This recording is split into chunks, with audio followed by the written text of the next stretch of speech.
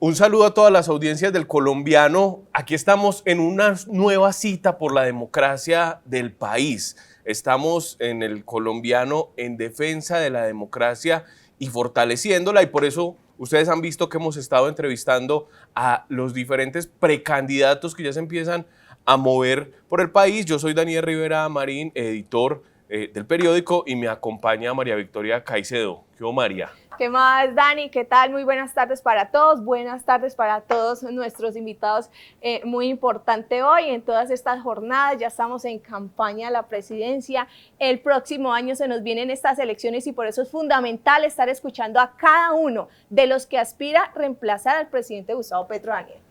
Bueno, y aquí tenemos a 4 exmandatarios regionales, todos, digamos, muy representativos desde la región. Vienen por esta gran alianza por el país que está como, digamos, hablando desde las regiones. Creo que es un momento en el que las diferentes entidades regionales le están diciendo al Poder Central: nosotros existimos, nosotros tenemos voz y voto, y pues nos acompañan el exalcalde de Bucaramanga, Juan Carlos Cárdenas, nos acompaña el exgobernador del Meta, Juan Guillermo Zuluaga, el exgobernador de Antioquia, Aníbal Gaviria, y el exgobernador de Sucre, Héctor Olimpo Espinosa. Así que bienvenidos al Colombiano, a Medellín, a Antioquia, y me perdonarán ustedes, pero vamos a empezar por la localía.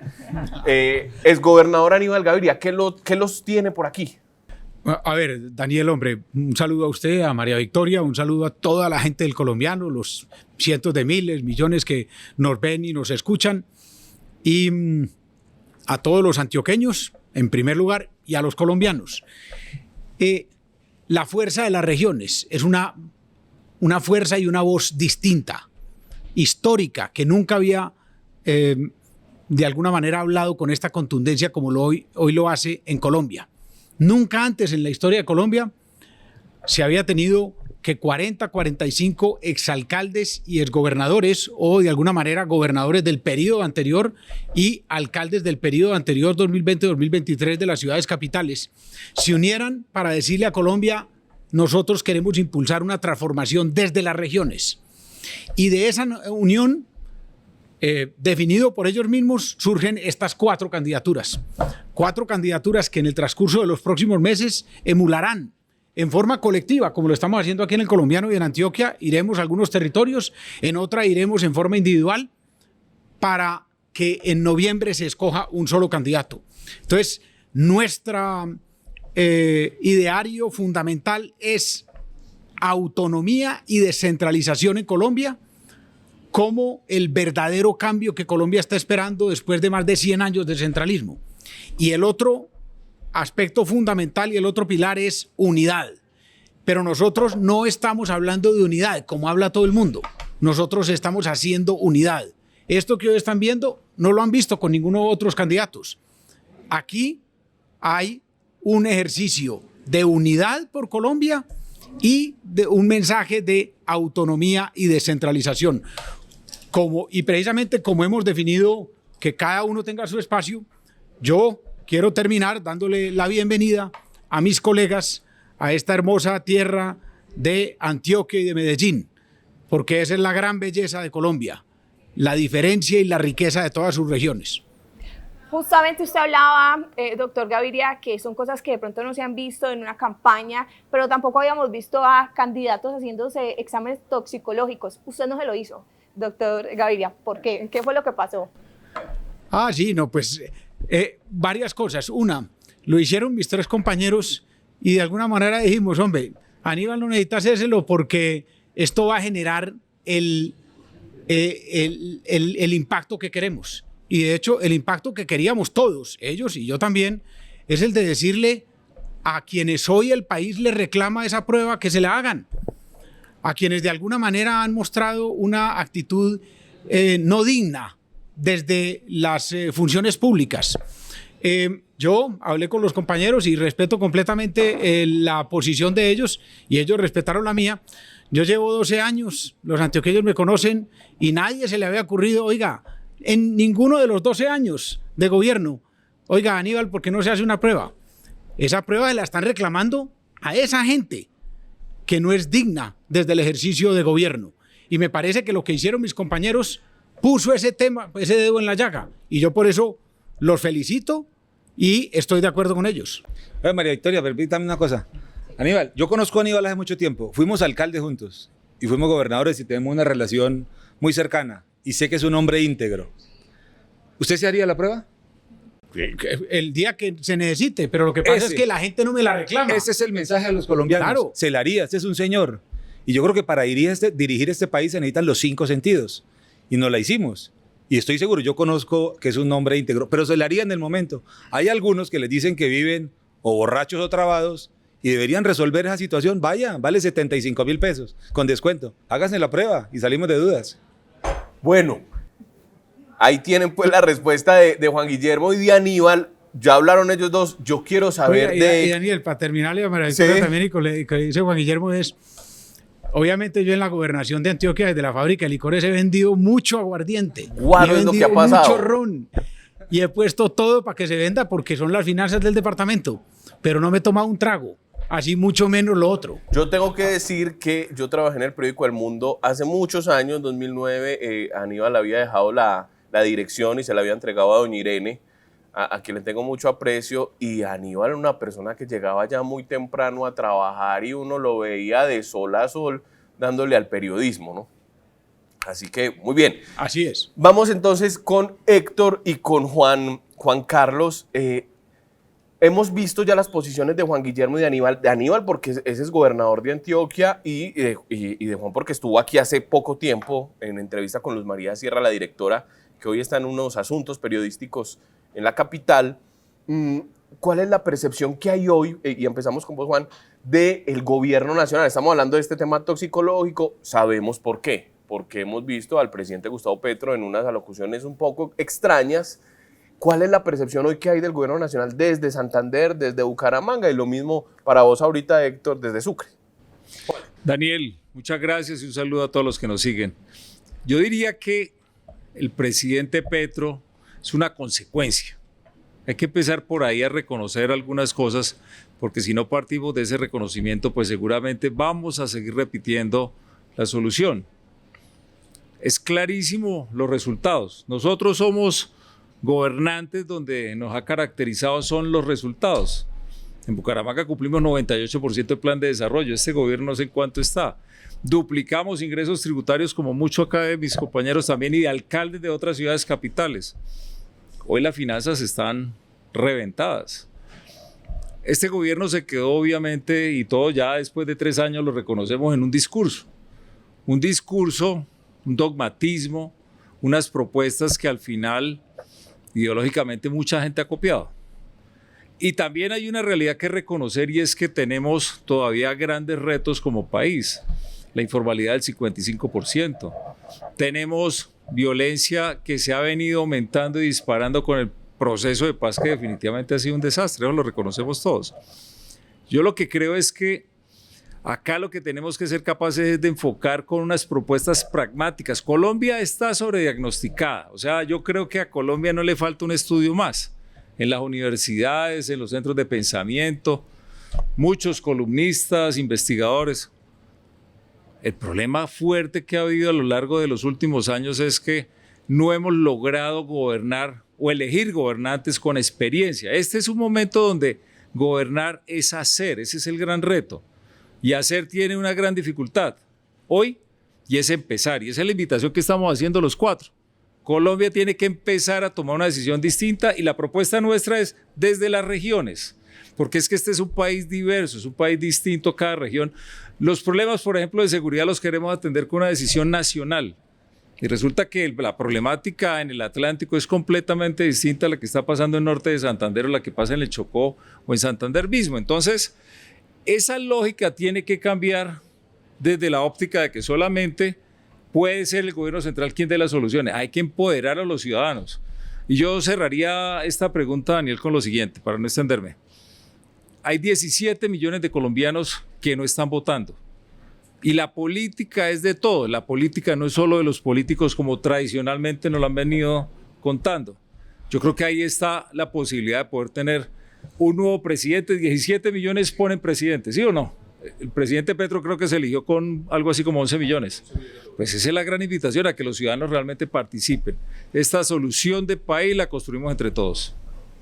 Héctor. El mensaje de la cosa toxicológica, ¿cómo se ve eso desde mi región? No, Esa fue la pero pregunta, en general, ¿no? ¿cómo es la percepción que hay en tu región de la presidencia de la República hoy? A ver. Desde mi región, la posición de la gente en nuestro territorio no es unánime, digamos. Tengo que ser justo en eso, ¿ok?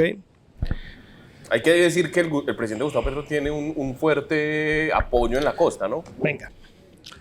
El presidente Petro tiene un apoyo no tan fuerte como el que tuvo cuando se eligió en las costas Caribe y Pacífico. Hoy conserva algún respaldo. ¿Qué pasa en esas regiones? Que es la región de donde yo vengo, que son otro país, otros indicadores socioeconómicos. Colombia creció como la mandarina, ¿sí? La pulpa en el centro y en la cáscara vive el 50% de los colombianos. Sí, aquí. En esa cáscara donde vive el 50% de los colombianos, que es el Pacífico, el Atlántico, el Orinoquía y el norte de Santander, que es todo lo que bordea Colombia, hay una situación de pobreza brutal. Mientras que la gente en el centro, en la pulpa, vive como Chile, como Costa Rica, como Panamá. Acá viven o vivimos como Perú, como Bolivia o como Haití. Esta gente tiene 20 puntos de pobreza multidimensional, mientras estos tienen 10. Estos estudian en colegios precarios, van a hospitales precarios y tienen servicios públicos precarios. Estos tienen mejores colegios, mejores hospitales y mejores servicios públicos. Dos Colombias, la tercera nación más desigual del planeta. Por eso piensan distinto, porque su condición socioeconómica es diferente. Ahora, lo de Petro en nuestra región no es lo que fue, pero lo de Petro en nuestra región no es lo que fue, pero sigue habiendo una gente que tiene una esperanza en un discurso populista, medio mentiroso, que le ha incumplido a la gente, pero hay una gente que sigue teniendo una esperanza.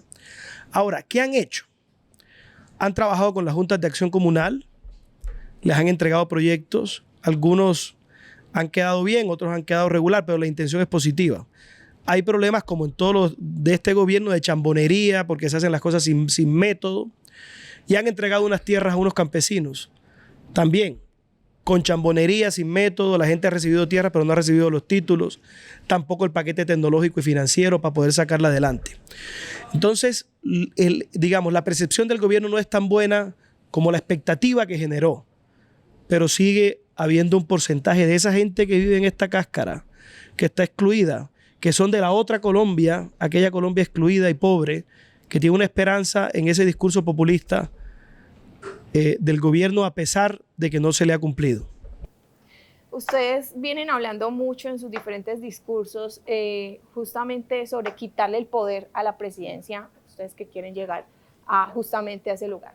¿Cómo se le explica a las personas que entonces procurarían un país federal, o cómo se entiende eso cuando lanzan la propuesta y que la persona entienda entonces cómo se transformaría Colombia? Creo que podemos empezar de mi derecha a la izquierda. ¿Les parece bien? De mayor a Listo. menor. De mayor a menor, ¿está bien? O de más alto, más bajito. También. Oye, no, María, gracias por esa pregunta. Para poderlo en plata blanca, esto es con plata. Esto no es más allá, sino simplemente ser pragmáticos y decir, hoy 20% de los recursos que se recauda desde los territorios hacia el gobierno central, el 20% queda en los territorios y el 80% queda en el gobierno nacional. Nosotros planteamos que podamos llegar a una oferta o una propuesta de 50-50, porque todas las problemáticas que están existiendo en los territorios ya las conocemos, pero no puede ser que esperemos la solución desde Bogotá o desde el centralismo, no Bogotá, porque Bogotá hace parte de las regiones. Estuve la semana pasada en Quibdó y encontré una realidad, y es que en Colombia se dice que los chocuanos se han robado la plata de los acueductos más de 50 veces. Y cuando uno habla con la región dice, espere, esto fue el FONADE, estos fueron los ministerios los que contrataron con los que están cercanos al poder. Lo que nosotros decimos es el momento donde los mandatarios locales, municipales o departamentales tengan el empoderamiento, el conocimiento que es de las obras que se requieren, porque todas están. Yo le puedo dictar acá, mejor dicho, un listado de obras de Bucaramanga y de Santander, lo mismo de Sucre y Sincelejo, Aníbal en Antioquia, Juan, lo mismo. Entonces sí, la forma para que sucedan las cosas es empoderar a los locales y algo muy cierto, con un empoderamiento de la ciudadanía, porque la otra gran estigmatización en esta discusión es que se van a robar la plata en los territorios y se va a duplicar ese esfuerzo y entonces ¿qué va a pasar con las finanzas nacionales? No es así. Hoy vemos que los escándalos están en la Unidad Nacional de Gestión de Riesgo, están también en el DPS y en todas partes del gobierno nacional. Yo sí creo que es el momento del cambio, el verdadero cambio, el del hacer, el de resolver. Eso es lo que representamos nosotros. Juan Guillermo. Mire, yo quiero ser presidente para quitarle poder al presidente y entregarle más poder a las regiones. Yo creo que nosotros vamos a partir en dos la historia de Colombia. Aníbal ahora decía, esto que estamos presentándolo hoy a los colombianos no se había hecho nunca. Pero lo que vamos a hacer es mucho más revolucionario. Es restarle poder al presidente para ese poder entregárselo a las regiones. Nosotros ya vivimos el viacrucis de que todas las semanas más de 1.100 alcaldes de Colombia y los gobernadores tienen que ir a Bogotá a tramitar un proyecto, a pedir permiso. Un alcalde de Sonsón tiene que ir a Bogotá a hablar con el ministro para que le dé permiso de nombrar una profesora en una vereda. De ahí en adelante, eso se tiene que acabar. Nosotros pretendemos reducir el tamaño del Estado gordo y bonachón y derrochón, porque muchas funciones se pueden hacer en las regiones. Y a los ciudadanos se lo decimos con un ejemplo. Yo me pregunto, ¿por qué el Invías hace placahuellas en Riohacha? Allá hay alcalde. ¿O por qué el DPS construye plazas de mercado en Neiva? Allá hay alcalde y gobernadores. Nosotros queremos reducir esos gastos de funcionamiento y entregarle funciones y recursos a las regiones, como se hace en el mundo desarrollado. Todos los presidentes de Colombia, unos más que otros, son centralistas. Y este sí que es centralista el que tenemos. Porque además no solamente se cree presidente, sino emperador, porque es odiador de regiones. Entonces sanciona a muchas regiones y no tiene interlocución con sus autoridades locales, no entrega recursos. Eso se tiene que acabar. Eso no pasa cuando tengamos un régimen que le dé más poder a lo que pasa en las regiones, porque en las regiones hay capacidad. Mire, Antioquia ha tenido una lucha solitaria, creo yo, que un tema que además han pervertido algunos sectores, hablando de Antioquia independiente o Antioquia federal. Ese es un clamor de hace muchos años que hoy nos sumamos todas las regiones de Colombia, que no queremos seguir siendo excluidas, no queremos que nos gobierne el centralismo. Por eso estamos proponiendo que sean las regiones de Colombia las que tomen decisiones y no nos quedamos sentados esperando que las élites políticas determinen quién va a ser el presidente. Si Dios permite, aquí está el presidente en esta mesa. Y está el presidente de las regiones de Colombia y va a ser otra historia la del país. De esa manera, yo me sumé incluso, termino con eso, a una iniciativa de Antioquia, del referendo de autonomía fiscal, que eso sí es partir en dos la manera de cómo se está gobernando el país. Que los recursos de renta y patrimonio que se generan en Antioquia se queden en Antioquia y se queden en Santander. Y eso duplicaría las capacidades de los territorios, pero que no desde las oficinas frías en el centralismo nos determinen qué hacer. Y los antioqueños sí que saben de eso, porque les pararon obras tan importantes como la que usted, Aníbal, también lideró, como la del túnel del Toyo y tantas otras. Les quitan la posibilidad solamente por ideologías. Eso se tiene que acabar. A ver, dos cosas. Juan Guillermo hablaba de quitarle poder al presidente, pero yo quiero resaltar sobre eso porque algunas personas podrán decir, a debilitar la presidencia, a debilitar el Estado. No, es fortalecerlo, porque lo que necesitamos es que cada quien haga lo que hace mejor. Y hay aspectos de la función pública que las hace mucho mejor el alcalde de cada municipio, porque conoce el centímetro cuadrado de su municipio, porque conoce su gente, porque conoce la idiosincrasia. Para que los colombianos y los antioqueños entiendan que lo saben muy bien. Es que hay gente que toma decisiones desde el centralismo sin conocer los territorios y decide, hombre, para una carretera en el municipio de Nechí, en Antioquia. Y uno le pregunta, ¿usted sabe dónde queda Nechí? No sabe. ¿Y eso es en el Bajo Cauca o es en el oriente? ¿Es en la montaña o es en la costa? ¿Cómo, por Dios? El que conoce el territorio, conoce la problemática de su gente, es el que toma las mejores decisiones. Entonces no es debilitar, es fortalecer el Estado, porque también el presidente, un presidente dedicado a hacer carreteras, un presidente dedicado a hacer, hablo de carreteras terciarias en los municipios, hablo del acueducto de un municipio. No, el presidente tiene que dedicarse a lo que tiene que hacer un gobierno central. Por ejemplo, la seguridad. La seguridad sí tiene que ser liderada por el presidente de la República como comandante jefe, y ahora sí, además de la recuperación de la seguridad en el país. Ahora veníamos hablando con los compañeros de los atentados que se han producido en el día de hoy en Colombia. Atentado en Amalfi, atentado en Cali. Por Dios, el país clama que se recupere la seguridad, porque es el respeto por la vida, pero también es la tranquilidad de los ciudadanos y la posibilidad de las inversiones. Y el segundo aspecto que quiero resaltar en ese sentido es, mire, es que ya Colombia hizo una descentralización política. Es que eso no lo hemos podido entender todavía bien. Es que hace 30 o 35 años los gobernadores y los alcaldes los designaba el presidente. Imaginemos cómo estábamos hoy con el presidente y el gobierno actual designando a dedo los más de 1.100 alcaldes de Colombia y los 32 gobernadores. Sade, por gobernador Dios. de Antioquia. Sade, gobernador de Antioquia. Es una cosa... O Benedetti de pero Santander. mire el avance que Colombia dio. Y eso es equilibrio democrático. Pero esa descentralización política tiene que ser acompañada con una descentralización económica y fiscal. ¿Para qué? Lo que Juan Guillermo decía ahora, para que no esté Antioquia ni otros departamentos como está hoy, pendiente de que un presidente le dice, porque a mí no me gusta usted y no me gusta su territorio, yo no le doy la plata para el túnel Guillermo Gaviria en el Toyo, o no le doy la plata para el metro ligero de la 80, o no le doy... No, eso no puede ser. Eso no solo es injusto, arbitrario, sino que es ilegal.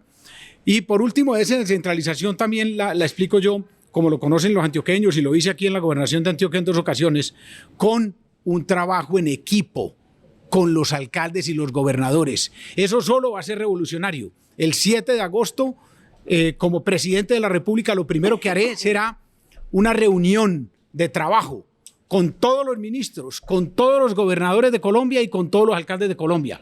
¿Para qué? Simplemente para trabajar en equipo, para definir las inversiones, hablando, conversando y acordando con los 3 niveles de Colombia. Eso, bien contrario de lo que se hace hoy, porque el gobierno nacional no trabaja ni con su propio equipo. Héctor, Bueno, yo creí que ya se había comido la mandarina. Siempre nos deja, siempre la comparte, Sí, reparta. siempre la reparte. se las estoy guardando para ustedes al final. Entonces, a ver, ¿por qué hay 2 Colombias, la que vive en la pulpa y la que vive en la cáscara? El exceso de poder del gobierno central, que acumula el 82% de los recursos y el 93% de los proyectos, que todo lo domina, que trata a las regiones como si fueran menores de edad, que tienen que pedirle permiso para todo. Ese es el gobierno central de Colombia. Ese que acumula todo el poder político termina acumulando también el poder económico, porque con donde se acumula poder político, se acumula poder económico. Para poder cerrar esa brecha regional, que es la causa de que Colombia sea la 3ª nación más desigual del planeta según Naciones Unidas, tenemos que redistribuir el poder en el territorio, 50 y 50. No puede estar todo acumulado en el gobierno central. No podemos seguirle pidiendo permiso desde Antioquia al gobierno central para hacer las carreteras de Antioquia. No podemos seguirle pidiendo permiso desde el Caribe para hacer nuestros puertos o desarrollar nuestra matriz energética alternativa. No podemos seguir pidiéndole permiso desde los llanos para desarrollar nuestro gran proyecto agroindustrial de la Orinoquía.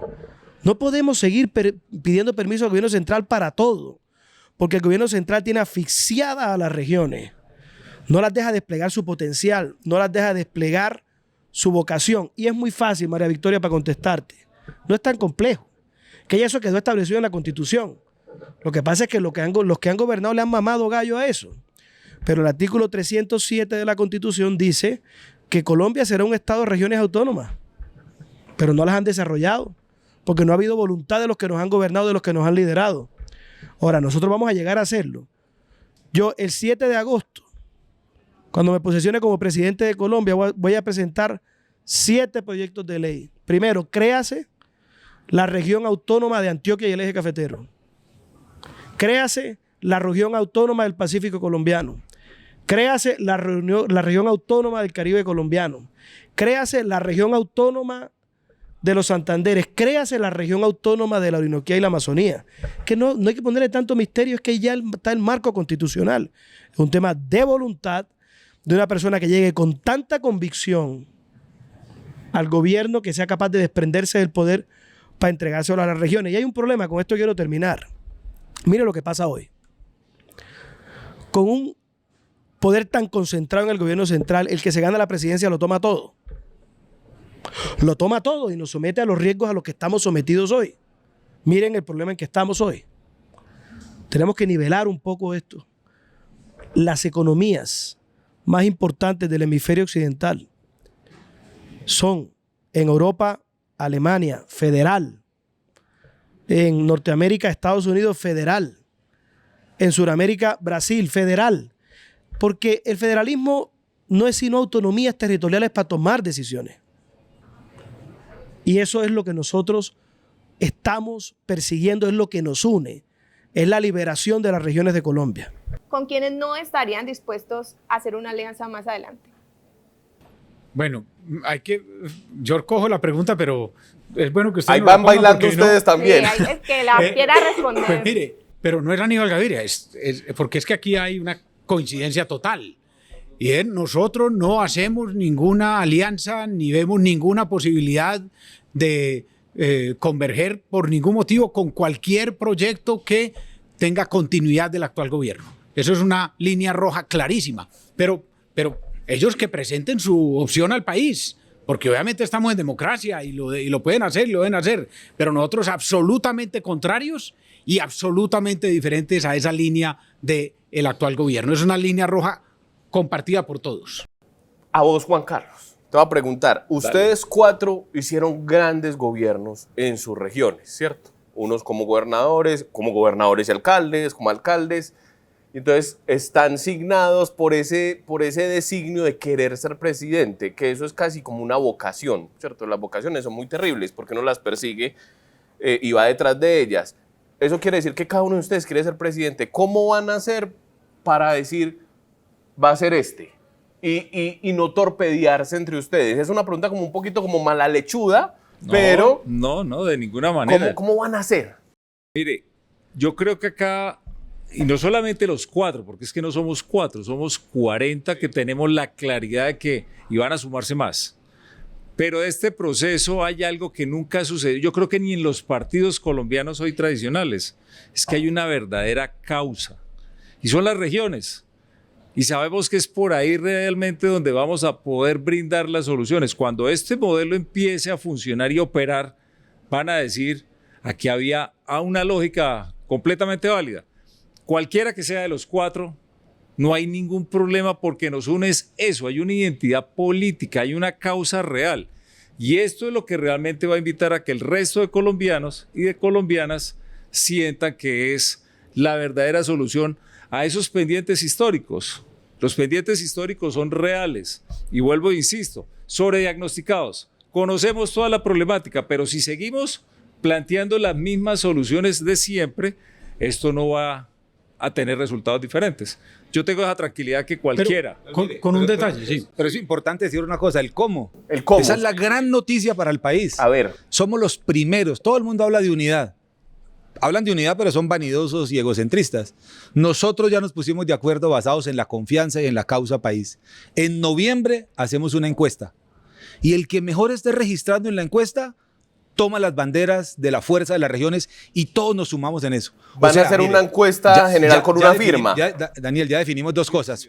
Definimos mecanismo y pusimos fecha. ¿Quién en Colombia lo ha hecho? Nadie. Incluso en otros sectores están agarrados de las mechas. Aquí ya dijimos el 30 de noviembre hay un candidato único de la fuerza de las regiones. Y lo primero que vamos a hacer, ese ya es un gran paso. Eso sí es hablar de unidad. Y lo primero que vamos a hacer es decirle a los demás sectores, estamos listos para seguir haciendo unidad.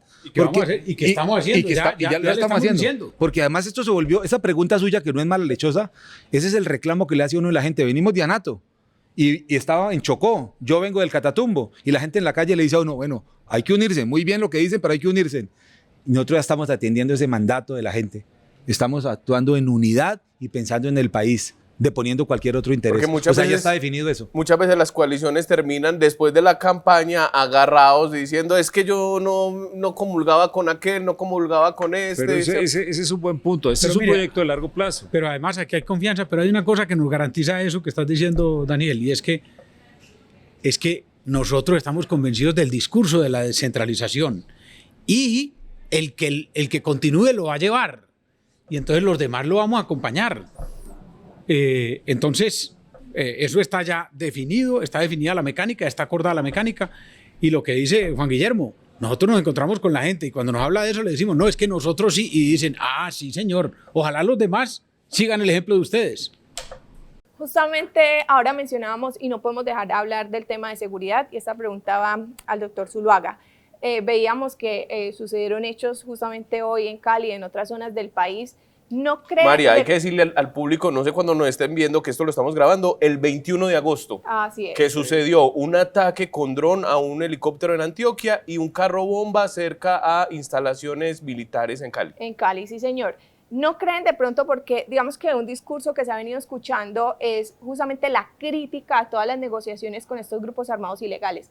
¿Ese discurso no puede incentivar un poco el hecho de que ahora, a última hora, estas organizaciones criminales quieran llegar a un acuerdo con este gobierno que ha sido un poco más permisivo y que en ese afán del discurso de vamos a acabar con estas negociaciones, vamos a acabar con estos grupos, terminen incentivando que logren hacer un proceso que les genere unos beneficios con este gobierno que les puede facilitar aún más las cosas? No le quepa la menor duda que detrás de eso hay intereses oscuros. Porque a mí sí no me cabe duda que las organizaciones criminales van a querer incidir en las elecciones. ¿Usted cree que ellos van a renunciar a los privilegios que les ha dado este gobierno? Este gobierno les levantó las órdenes de captura, les regala el cese al fuego, los nombra gestores de paz. Aquí en Antioquia, que no fue una ofensa para Antioquia, fue para el país. Aquí los montó en una tarima para que los ciudadanos los aplaudan. En la alcaldía, Claro, en la Alpujarra. en la Alpujarra les da camionetas blindadas. Las organizaciones criminales que hoy tienen tomados 756 municipios en Colombia, no lo dicen candidatos, lo dice la Defensoría del Pueblo. Ellos van a querer incidir. Y eso que está pasando se suma al soldado muerto por un francotirador en el Tarra. Es que en el año 2024 fueron 8.800 homicidios. Volvió el secuestro a Colombia. Se quintuplicaron las extorsiones. Este es un gobierno permisivo con las organizaciones delincuenciales y van a querer. Y aquí está el equipo que tiene no solamente experiencia y conocimiento, sino carácter y firmeza para enfrentarlos. Porque si en algo también estamos de acuerdo, es que hay que recuperar el derecho a que la gente viva sin miedo. Hoy los ciudadanos tienen miedo y los bandidos están como Pedro por su casa. Eso se tiene que acabar también. Oye, Guillermo, ¿y cómo está el Ariari? No solo el Ariari. Como por preguntar por el Meta. La mitad del departamento del Meta hoy está mandando Iván Mordisco, Calarcá, Iván Márquez. Y lo que nunca había pasado en el Meta, llegó el ELN. Y por el lado de San Martín de los Llanos, el Clan del Golfo. Es que hoy Iván Mordisco, que yo creo que yo fui el primer colombiano que le advirtió al presidente Petro que no fuera a sentar en la mesa de negociación al mugre de Iván Mordisco, lo sentó, hizo oídos sordos, estaba en 3 departamentos, hoy está en el 50% del territorio, atiende en Cali, tiene oficina en Jamundí, a 20 minutos de Cali. O sea que ya la guerra no es en los Montes de María ni en Mapiripán. El Tren de Aragua tiene tomadas 4 localidades de Bogotá. Tiene microtráfico, gota a gota, extorsiones. O sea, la guerra está cada vez sumándose más. O sea, ya no es un problema, porque la gente que vive en las capitales creía que la guerra era muy lejana. Ahora aquí la tienen, aquí están extorsionando al de la tienda, al de la droguería. Eso es parte de lo que estamos proponiendo nosotros, restablecer el principio de autoridad en Colombia. Sí, pero María Victoria, de pronto enfocado el tema así, va de pronto a darse una, digamos, negociación express, fast negociación. Para presionar. Para buscar unos beneficios. No lo dudo. Sí, porque de Lo pronto el que llegue no va a ser tan permisivo. Pero lo que yo diría ahí es, y vuelvo a una cosa que me parece importante en el país, porque obviamente tenemos una visión absolutamente crítica del gobierno, pero yo tengo que decir que tengo una visión optimista del país, porque el país le ha respondido a ese reto que el gobierno le ha planteado. Y lo más importante son las instituciones. Las instituciones no se le han doblegado a este presidente y a este gobierno. Entonces, hemos visto cómo el Congreso no se arrodilla ni se doblega. Hemos visto las Cortes, hemos visto los organismos de control, pero hemos visto la ciudadanía. Entonces el país ha respondido, y yo digo, ha respondido a que este gobierno se convirtió de una esperanza de muchos colombianos, no de todos, pero de muchos colombianos, a una frustración y a un reto para superar. Hoy el gobierno es un reto para superarse por la sociedad y por las instituciones. Entonces, en ese sentido, el seguro que tenemos para que eso no vaya a suceder son las instituciones, en mi concepto. Porque el presidente en sus negociaciones puede llegar hasta un punto, pero para llegar al punto de ceder aspectos de más valía, tendría que pasar por el Congreso de la República y por otras instituciones que seguramente no se van a doblegar como él. Bueno, miren, lo que estamos viendo hoy del ataque a la sede de la Fuerza Aérea en Cali y del derribamiento de un helicóptero de la Policía Nacional que nos deja un saldo de 6 muertos en Amalfi, aquí en Antioquia, no es sino la lamentable demostración de que los bandidos son como el perro que le muerde la mano a quien le da de comer. La mano generosa siempre la cogen para morderla. Y le está pasando al presidente. El presidente es un hombre, yo no sé si es terco, si es ingenuo o cómplice, no sé, estoy confundido con eso. ¿Sí? O las tres. O las tres. Pero yo estoy convencido porque he vivido en los 3 niveles de gobierno. Yo he sido alcalde, he sido gobernador, he sido viceministro, me he recorrido este país como 5 o 6 veces, conozco los 32 departamentos de Colombia y con base en mi experiencia y en mi estudio estoy convencido que el problema de la violencia en Colombia tiene un enfoque equivocado porque es insostenible. Hay que sacarle el agua al pez antes de seguir persiguiendo peces.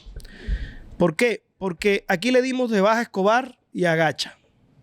Extraditamos a los Rodríguez Orejuela, desmovilizamos los paramilitares y también la FARC. Pero hace 2 o 3 años extraditamos a Otoniel. Antes de extraditar a Otoniel, el Clan del Golfo estaba en 100 y pico municipios. Ahora está en 500 y pico. ¿El problema son los peces? ¿Resolvimos con todas las anteriores el problema? No. El problema crece porque el problema son los cultivos. Hoy tenemos 30 veces más producción de coca que hace 15 años. Y así, ¿cómo no crece Mordisco? ¿Cómo no crece el Clan? ¿Cómo no crece el ELN? ¿Cómo no crece la disidencia? Si ese es el motor de la guerra, nosotros tenemos que sacarle el agua al pez que navega en esa agua de los cultivos a como dé lugar. Nuestro enemigo, el gran enemigo, la maldición de Colombia son los cultivos de coca. Y Medellín y Antioquia sí que saben de eso, porque han sido víctimas de la violencia que ha generado el narcotráfico. Ahora, la otra agua en la que nadan estos peces es la de la impunidad. 93% de los delitos en Colombia quedan impunes. Las cárceles se convirtieron en clubes de la criminalidad, quedan extorsionando desde las cárceles. No cumplen con el deber de aislar ni de resocializar. Y además, cogen un tipo y lo sueltan al día siguiente. Parece que la norma le da más garantía al delincuente que a la gente de bien. Y hay que entonces que fortalecer la justicia para que tenga capacidad de respuesta y tener mejor sistema carcelario. Y por último, y con esto quiero terminar, hay otra agua en la que nadan estos peces, que es la de la exclusión juvenil. El 78% de los problemas de seguridad y convivencia en Colombia tienen una relación de los jóvenes con las drogas. Y eso es producto de la exclusión. Esa exclusión genera unas vulnerabilidades en nuestra juventud. Y entonces el Estado tiene que enfocarse para sacarle el agua al pez, en este caso, en proyectos de inclusión para esos jóvenes, de salud mental, de escucha, de diálogo, de rehabilitación, de prevención y también de apoyo a sus ideas, a sus emprendimientos y a sus proyectos de vida. Hay que sacarle el agua al pez, que pasa por acabar con los cultivos, disminuir la impunidad en Colombia y fortalecer la justicia y fortalecer el acompañamiento del Estado hacia la juventud. Yo voy a ser mucho más preciso y concreto. Ya el tema de la seguridad en muchos países del mundo ya está resuelto. Tasas de homicidios muy bajas, delitos, hurtos, muy bajas las tasas. Casos como la China, como Singapur, en el tema de homicidios están por debajo de 1. Nosotros estamos alrededor de 20. Lo mismo pasa en Europa, Suecia, Noruega. pero hay que hacer cosas distintas. Yo insisto mucho en eso. Este país sigue sobrediagnosticado, pero seguimos haciendo lo mismo. Mire lo que pasa en Europa. El 10% en estos países de la economía es en efectivo.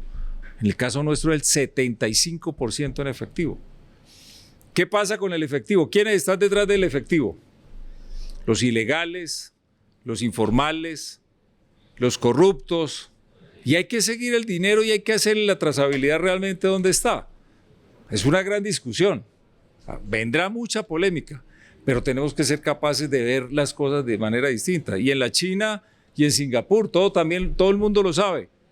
Quien mate a otro tiene cadena perpetua o pena de muerte. Entonces yo sí creo que levantará muchas ampollas.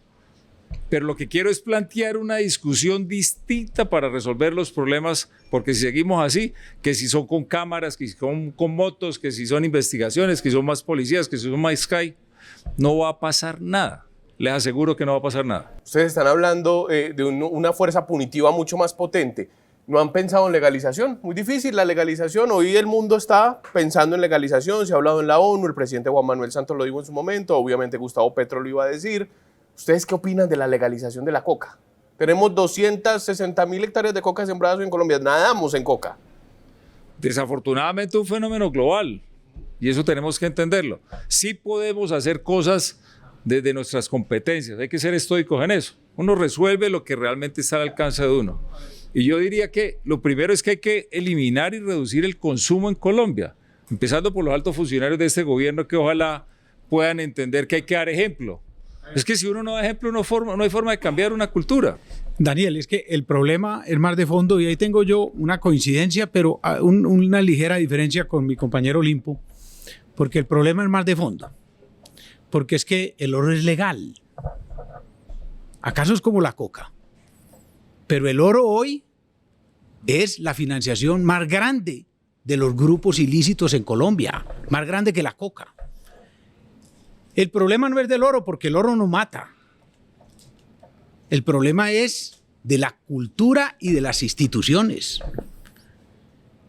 Nosotros volvimos el oro algo por lo cual se acaban los territorios, se destruyen los territorios. El dolor inmenso del Bajo Cauca, destruido. Pero el problema no tiene nada que ver, es que el oro no solo no es ilegal, sino que el oro es la quinta esencia de la riqueza en la historia de la humanidad. Entonces, el problema es que nosotros hemos normalizado la violencia y hemos aceptado la violencia como algo que supuestamente tiene un origen o tiene una razón. No hay que aceptar la violencia. No se puede aceptar la violencia.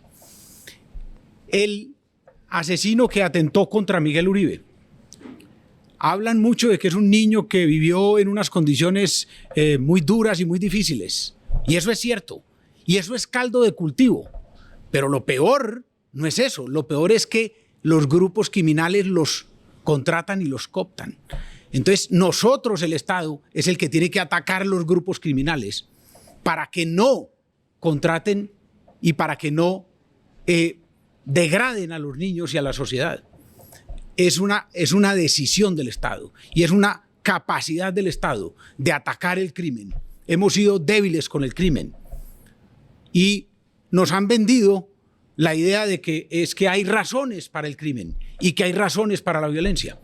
Y, por ejemplo, la razón política para la violencia se acabó en Colombia, porque el señor Gustavo Petro tomó las armas contra el Estado porque decía que no podía llegar a la presidencia y no por las armas. Y resulta que es al revés. No pudo llegar por las armas, pero pudo llegar por la democracia que le abrió las puertas. Entonces no hay razones para la violencia. Hay que atacar la violencia, vengan de donde viniere. Y el problema, como se dice, la calentura no está en las sábanas. El problema no es del oro, ni siquiera de la coca. Porque el problema no es del cuchillo. El problema es de quien utiliza el cuchillo. Un cuchillo puede ser para uno llevarlo en la cocina y comer y hacer la carne o para matar a otro. Y eso no tiene nada que ver con la herramienta, sino con la utilización de la misma. Daniel. Doral, su primero la mano y después Juan Guillermo. Ahorita me da permiso, es que no, quiero contradecir de ahorita a Aníbal. No se les olvide lo que dijo Aníbal. Lo que pasa es que tengo que hacerle Sí. la palabra a Héctor porque levantó la mano hace rato. Cuando yo estudié, yo hice una maestría en gobierno y política pública y me enseñaron que hay dos planos de discusión en materia de políticas públicas. Un plano normativo, que es el plano del deber ser, y un plano positivo, que es el plano de lo que realmente es, de lo que sucede. Entonces yo no voy a entrar en la discusión de lo que yo creo que debe ser, Daniel, respecto al tema de la coca, porque esa es una discusión mucho más profunda de lo que debe ser el mundo y la sociedad. Es, en el plano positivo, es lo que es.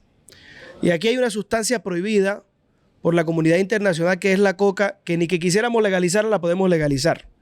Entonces, eso, ponerse a hablar sobre eso, puede que el presidente Santos diga una cosa y que Pedro diga otra y tal, pero eso es tirarle piedras a la luna, porque es que eso no depende de nosotros. Tenemos una realidad. La coca es ilegal y ni que quisiéramos legalizarla, la podemos legalizar. Y entonces, por ser ilegal, alimenta la guerra y la violencia.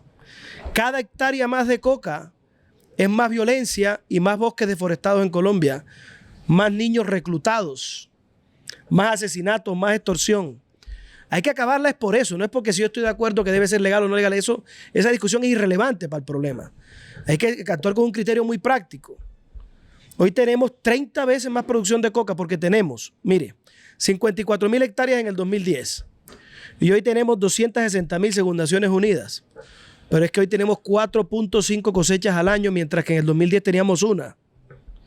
Entonces estamos inundados de eso. Y por eso crecen los grupos y por eso amenazamos con volver a las viejas épocas de la violencia. Entonces la discusión no es si ¿para qué vamos a discutir una cosa que no podemos hacer?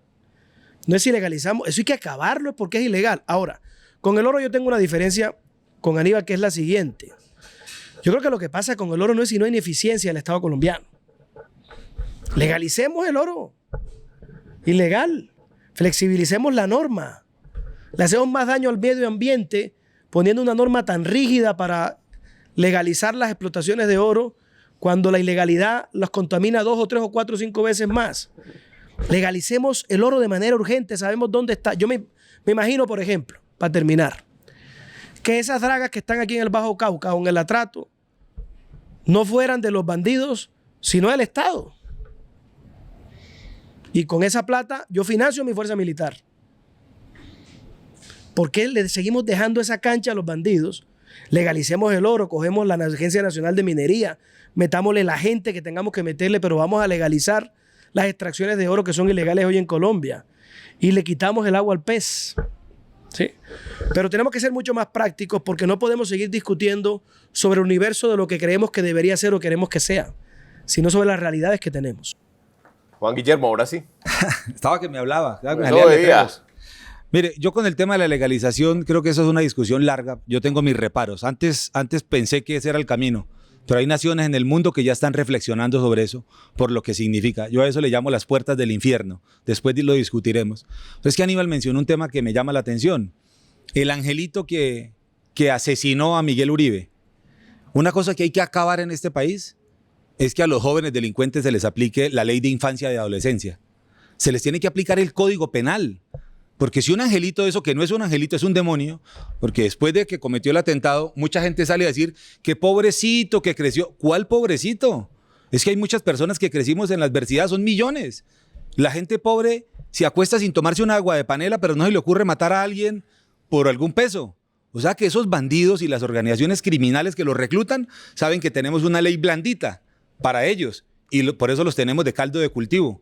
Yo sí quitaría la ley de infancia y adolescencia, la replantearía totalmente. A los jóvenes delincuentes hay que aplicarles el Código Penal, como en muchos países del mundo, porque los bandidos y las organizaciones criminales saben que tenemos una ley que los trata con cariño y después de que cometen un asesinato, hay quienes salen a decir que pobrecito. Ningún pobrecito, no son angelitos, son demonios, asesinan. Miguel fue el líder número 75. Claro, una relevancia nacional importante, nos dolió a todos, pero en este año fue el número 75 y la mayoría de los crímenes los cometen jóvenes adolescentes. Hay que acabar con la ley de infancia y adolescencia, replantearla y aplicar Código Penal.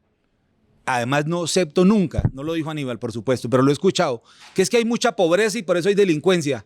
No acepto que digan eso. porque eso es decirle a los pobres que son delincuentes. Los delincuentes son delincuentes. Y hay las organizaciones delincuenciales no es de gente pobre, es de gente que tiene plata. Aquí hay bandas delincuenciales, muchas bandas delincuenciales que están cometiendo atrocidades. O en Barranquilla, los costeños que tienen arrodillada esa ciudad, gente que tiene billete, tienen nóminas. Aquí hay bandas en Medellín que tienen nóminas. O sea, esos no son pobrecitos. No acepto que digan que es que la pobreza y delincuencia, porque los pobres no son delincuentes. La gente berraca vende empanadas, maneja taxi, pero no son delincuentes. Daniel, Mire. yo estoy de acuerdo. Daniel, pero yo espéreme un momento porque el estoy de tema acuerdo con Juan me Guillermo. toca a mí porque Pero sí, que responda Sí, Aníbal, sí. que responda Me toca Aníbal. a mí, Esto es- pero muy breve, muy breve. me toca a mí porque lo interpelaron. sí. Ojo, este es un tema bastante complejo. No es fácil desmenuzarlo. Hay que leer a Foucault, y el sistema punitivo para No que es, nos no es pongamos de fácil acuerdo. desmenuzarlo en una entrevista y puede ser motivo de otra invitación. Pero, ojo, yo dije cosas muy similares a las que dice Juan Guillermo porque precisamente empecé por eso. No normalicemos la violencia. No aceptemos la violencia ni expliquemos la violencia en otras circunstancias. Pero yo, y por eso esto también, es decir, claro, es que estamos en la fuerza de la región y tenemos una cantidad de cosas que nos unifican, pero tenemos otras cosas diversas. O si no, los colombianos, ¿cómo van a escoger entre nosotros cuatro? Entonces, yo sí no utilizo esos apelativos de demonios contra otros seres humanos que por diferentes circunstancias pudieron haber llegado a situaciones como la de ese niño y de muchos otros. Porque en realidad los victimarios también son víctimas en muchas ocasiones de circunstancias.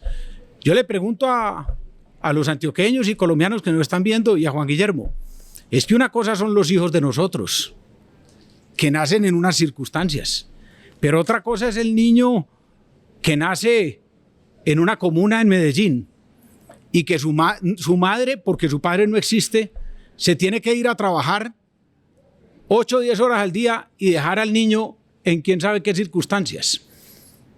Eso es muy distinto. Es muy distinto a los niños de nosotros que juegan con pistolitas de plástico, a los niños en esas comunas, en esos barrios que a los 8 años ya empiezan a jugar con pistolas de verdad. ¿Qué les pasan quiénes? Los criminales. Y por eso yo digo, no, muy distinto. Yo no estoy hablando de eso. Yo estoy hablando precisamente del criminal que contrató a ese niño. Ese es el que el Estado tiene que atacar. Nosotros no podemos dejar los niños que están abandonados en medio de la pobreza, de la carencia, de las dificultades, a expensas de los violentos. Por eso tenemos acuerdos y desacuerdos. El Estado tiene que atacar a los violentos. El Estado tiene que someter a los violentos, porque no es que puede que un niño, puede que 100 niños en una condición pobre, 80 no vayan a la violencia, pero puede que 20 sí, porque los dejamos en las garras de la violencia. Y lo que yo estoy diciendo es, quitémoselos de las garras a los violentos, ataquemos con fuerza las organizaciones criminales, que son las que, aprovechando ese caldo de cultivo, pervierten y deterioran y acaban con el proyecto de vida de esos niños. Bueno, yo creo que Ahí tenemos un debate largo. Ahí podríamos hablar mucho porque yo tengo mucho Pero que ahí decir de están eso. yo creo que ahí están las personalidades de cada uno de ustedes. A Juan Guillermo lo hemos conocido mucho por sus posiciones fuertes en cuanto al tema de seguridad y a Aníbal por sus posiciones frente a la vida, por algo sus logos de gobernación, alcaldía han sido alrededor de eso. Así que ahí ustedes van Ahí hay viendo un y van debate viendo largo quién ahí. les gusta para ¿Qué- cuando los qué llamen de la ambos encuesta. casos? yo creo, Ambos Daniel, casos. venga a ver si yo soy capaz de que me dejen hablar mis compañeros. Yo creo que Juan Guillermo y Aníbal tienen razón, pero no es como ninguno de los dos dicen. ¿Sí? Nació otra Sobre pata. todo A ver. hablar también. No, mentira. Venga, les cuento por qué. A ver, yo estoy de acuerdo con Juan Guillermo que el que delinque como adulto tiene que pagar condena como adulto. En eso sí estoy de acuerdo. Y es Porque- que porque acá lo yo no, y contrario- no está de acuerdo conmigo. Eso es lo que yo he dicho. Entonces, en lo contrario, es incentivar la utilización de menores de edad para la delincuencia. Entonces, yo en eso estoy de acuerdo. Pero ojo, porque eso es lo que yo he dicho. Déjame No, terminar. pero porque me No, ponen en pero- una posición en la que... pero- ese es exactamente lo que yo he déjeme dicho, que hay que terminar. atacar en las estructuras criminales. Por eso, pero también que nos contratan. entonces, a los dos. por eso, pero déjenme terminar. Entonces, yo sí estoy de acuerdo con Juan Guillermo en que el que delinque como adulto tiene que pagar condena de adulto. Pero Aníbal tiene razón en cierta parte en que el cóctel ese perfecto que hay aquí de violencia, de exclusión y de pobreza y de desplazamiento genera unas vulnerabilidades en los jóvenes que los vuelven presa fácil del mundo de las drogas y la criminalidad. Y que eso ocasiona buena parte, la mayor parte de los hechos que perturban seguridad y convivencia. En paralelo, sin dejar de castigarlos como adultos, en paralelo, sin que eso lo justifique, el Estado tiene que tener muchas más acciones de intervención integral, de salud mental, grupos multidisciplinarios, trabajadores sociales, psicólogos, médicos, enfermeras, metidas en todos los barrios de las ciudades de Colombia, donde hay vulnerabilidades, haciendo prevención, escucha, diálogo, apoyando los proyectos de vida de los muchachos, para que los muchachos sientan que no solamente ellos aman a Colombia, sino que Colombia los ama a ellos también, y comenzar a superar esto. Yo sé de eso, yo lo hice, yo hice lo que fue escogido como el mejor proyecto de inclusión social en Colombia en el 2023, que se llamó Sucre Escucha, un proyecto de intervención integral para jóvenes. Es un tema que he trabajado, lo entiendo, sé cómo se hace, y es de lo que está ávido Colombia, de proyectos de intervención integral a la juventud. Pero, mientras tanto, si delinquen como adultos, pagan como adultos. Muy bien. Juan, es imposible que no te pregunte a vos. Decía ahí, Sí. ¿qué opinas de todo este...? Yo he compartido, igual como soy un poco fuerte en pensar distinto y planteando, digamos, soluciones que ya están inventadas, yo les he compartido a mis compañeros. Nacen 130,000 más o menos niños y niñas en estado de vulnerabilidad. Y a esa gran problemática, porque esa es una de las causas raíces del problema que tenemos de violencia y de inseguridad. Son niños que nacen con unas carencias, empezando, digamos, desde su masa cerebral. Niños que van a llegar muy mal a los colegios. Esos niños no van a ser buenos estudiantes. Van a salir al parque, los van a coger las estructuras de microtráfico, de pandillismo, y ya no hay forma de parar ese proceso. Así le metamos todas las arandelas de resocialización, de educación, de empleo. Eso es botar la plata a la basura. La plata hay que meterla en la causa raíz del problema, es garantizar que 130,000 niños y niñas nazcan en las mejores condiciones de salud, de alimentación, de afecto, y que esas mamás, también abandonadas por el Estado, tengan ese acompañamiento. Si le apostamos a esos 130,000, yo estoy seguro que en las próximas décadas vamos a tener una sociedad distinta, más productiva. Es que nos cuesta mucha plata tratar de resocializar, de poner policías, de poner CAI, de centros de detención temporal. Todo eso es botar la plata a la basura. Hay que actuar en la causa raíz. Bien, vamos a terminar esta entrevista, este foro, este panel, este debate. Bueno, esto despunta ya las elecciones. Vemos cada vez más candidatos. Hay unos que hacen morisquetas en redes sociales, ponen banderas en no sé dónde, atacan a periodistas más allá, no, con tal de figurar. Ustedes están en la época de la posverdad y de las redes sociales, ¿cierto? Entonces, Vicky. Justamente, y ya cada uno ha expuesto, nos ha dado a conocer sus posturas, aunque son una coalición. Este es el verdadero reto del próximo presidente. Resuman en 30 segundos su propuesta como presidente de la República individual y qué los diferencia de cada uno. Empecemos, doctor Juan. Y vea, 30 segundos, vea aquí, porque es que le muestro a la audiencia para que esto no nos salga de control. 30 segundos y empezamos de derecha a izquierda y va. Yo diría que el presidente de la República hoy tiene que ser un verdadero líder con el ejemplo, que realmente sea capaz de transmitir claridad absoluta y comprometer en la solución a los colombianos. Yo quiero insistir en esos 17 millones de colombianos que tienen la capacidad de elegir presidente, que actúen. Esta es la democracia, la política es de todos, porque no todo lo resuelve el Estado. La sociedad es muy importante que participe para que defina cuál es el norte que queremos de este país. Lo cumplí, ¿no? Cumplidos. Ah, bueno. Juan Guillermo. Yo quiero ser el presidente que recupere el derecho a los ciudadanos a vivir sin miedo. Yo quiero ser el presidente que recupere el territorio que se ha perdido hoy en las organizaciones delincuenciales. Y quien les habla ya los enfrentó. Aquí no nos estamos disfrazando de bravucones como hacen algunos. Tenemos la experiencia, la capacidad y los pantalones y el carácter para que los ciudadanos vivan sin miedo. Ese es el compromiso. Muy bien. Aníbal. Me quedaron 6 de Juan Guillermo. No, hombre. La próxima elección es una disyuntiva clara para los colombianos. Es elegir entre continuar la división, la polarización, los odios, o avanzar a un gobierno de unidad. Yo, simple, clara, contundentemente, quiero ser el presidente que una a los colombianos. Ese es el gran propósito, porque después de unidos vamos a enfrentar todos los problemas. 30 exactos. Y Héctor va. Colombia tiene una gran amenaza. Estamos a punto de volver a épocas de la violencia que estimábamos superadas. Tenemos un país profundamente dividido y desigual. Yo quiero empoderar los territorios para que unas personas no sigan viviendo en la cáscara y otros en la pulpa. Y para eso hay que acabar con los cultivos ilícitos, entregarle poder al territorio y ayudarle a nuestros jóvenes a salir adelante. Un cambio de modelo de gobierno y de Estado para que Colombia sea diferente. Muy bien. Bien, Juicioso, todos ¿no? cumplieron. Muy bien, muy bien, Muy sí. bien. Veo que esta coalición al menos se pone Juiciosa, de acuerdo. juiciosa. Exactamente. ¿Cómo los vio, Vicky? Muy bien, contundentes, al grano y súper resumidos como queríamos que fuera. Así es.